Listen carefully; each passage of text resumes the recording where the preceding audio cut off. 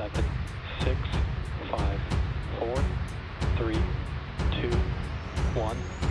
Bayangkan sebuah tempat di bumi di mana hukum fisika memberikan kita diskon bahan bakar secara gratis. Sebuah titik di mana gravitasi terasa sedikit lebih bersahabat dan peluncuran roket bisa dilakukan dengan muatan 20% lebih berat dibandingkan tempat lainnya di planet ini. Bukan Florida, bukan Kazakhstan, dan bukan pula Guyana, Prancis. Tempat itu ada di sini, di tanah kita sendiri, Pulau Biak, Papua. Tahun 2026 menjadi titik balik yang krusial. Indonesia bukan lagi sekadar penonton di industri luar angkasa global yang bernilai lebih dari 500 miliar dolar. Di bawah komando Badan Riset dan Inovasi Nasional atau BRIN, Indonesia tengah mengebut pembangunan Bandar Antariksa Nasional. Namun, pertanyaannya, mengapa dunia sangat menginginkan Biak? Mengapa Elon Musk sempat melirik tempat ini? Dan apa rintangan besar yang membuat proyek Indonesia ke bintang ini masih terhambat konflik lahan dan kompleksitas geopolitik? Mari kita bedah tuntas proyek ambisius Spaceport Indonesia.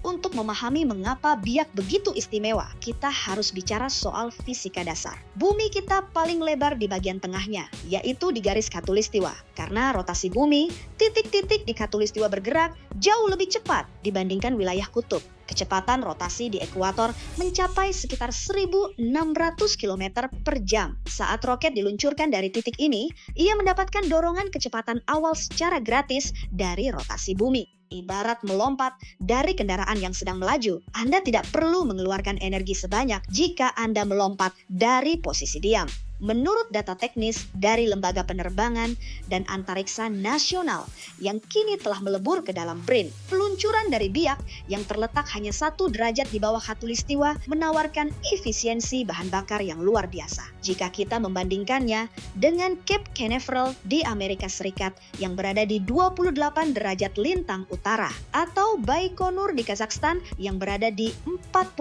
derajat lintang utara, perbedaannya sangat mencolok. Meluncurkan satelit dari Biak bisa menghemat biaya operasional hingga 15% sampai 20%.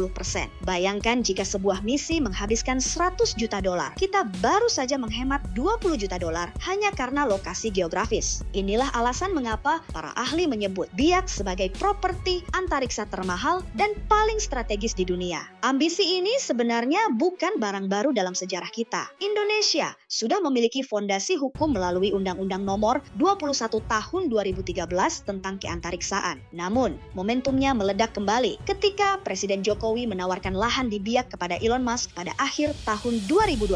Penawaran itu bukan tanpa alasan. SpaceX membutuhkan tempat peluncuran yang efisien untuk konstelasi satelit Starlink mereka. Namun, dalam perkembangannya, strategi pemerintah mulai bergeser dari sekadar mengundang pemain besar ke arah kemandirian. Mengutip pernyataan Kepala BRIN, Laksana Trihandoko, di berbagai media nasional seperti Antara News, pemerintah kini fokus pada pengembangan bandar antariksa skala kecil terlebih dahulu. Mengapa skala kecil? Karena tren pasar satelit dunia sedang bergeser ke arah satelit nano dan konstelasi satelit kecil yang jumlahnya ribuan. Membangun fasilitas untuk roket pengangkut kecil jauh lebih masuk akal secara finansial dan teknologi untuk tahap awal, sembari menyiapkan infrastruktur untuk roket kelas berat di masa depan. Proyek ini bukan hanya soal membangun landasan semen di tengah hutan. Ini adalah soal ekosistem. Indonesia telah memperkuat kerja sama dengan Rusia melalui Glavkosmos untuk pengembangan teknologi operasional kosmodrom. Selain Rusia, negara-negara seperti India dan Turki juga menunjukkan minat besar untuk terlibat. Kerjasama ini penting karena membangun bandar antariksa membutuhkan standar keamanan dan presisi tingkat tinggi yang belum pernah kita lakukan sebelumnya di skala masif. Tujuan besarnya sangat jelas, mengurangi ketergantungan pada fasilitas peluncuran negara lain. Selama ini, satelit-satelit kebanggaan kita harus menumpang di roket milik negara lain, diluncurkan dari tanah asing dengan biaya yang sangat mahal. Dengan adanya Spaceport di Biak, satelit domestik masa depan seperti Nusantara Earth Observation 1 atau NEO-1 yang direncanakan meluncur pada tahun 2026 atau 2027 bisa berangkat dari rumah sendiri. Namun, di balik kegemilangan teknologi ini, ada realitas sosial yang tidak bisa diabaikan. Rencana pembangunan di kawasan Saukoye Biak Utara menghadapi tantangan serius terkait hak ulayat dan tanah adat. Warga lokal dan para pemimpin adat menyuarakan kekhawatiran mereka mengenai dampak lingkungan dan hilangnya akses ke lahan leluhur. Konflik lahan ini menjadi ujian bagi pemerintah untuk membuktikan bahwa kemajuan teknologi antariksa tidak harus mengorbankan hak-hak masyarakat lokal. Pemerintah harus memastikan bahwa penduduk Biak bukan hanya menjadi penonton dari kejauhan saat roket meluncur, tetapi juga menjadi bagian dari ekosistem ekonomi yang tercipta. Tantangan lingkungan juga menjadi sorotan. Biak adalah wilayah dengan keanekaragaman hayati yang tinggi. Pembangunan fasilitas industri skala besar tentu membawa risiko polusi dan gangguan pada ekosistem lokal. Oleh karena itu, dokumen analisis mengenai dampak lingkungan atau AMDDAL untuk proyek ini menjadi salah satu dokumen yang paling diawasi ketat oleh publik dan aktivis lingkungan. Secara regulasi, pemerintah telah menyiapkan landasan hukum melalui Peraturan Pemerintah Nomor 7 Tahun 2023 tentang akuisisi teknologi antariksa. Aturan ini bukan sekadar teks hukum, melainkan peta jalan bagaimana Indonesia akan mengelola spaceport secara komersial. Jika proyek ini ditetapkan sebagai proyek strategis nasional atau PSN, maka percepatan perizinan dan dukungan pendanaan akan mengalir lebih deras, yang ditargetkan untuk memulai konstruksi fisik pada tahun 2026.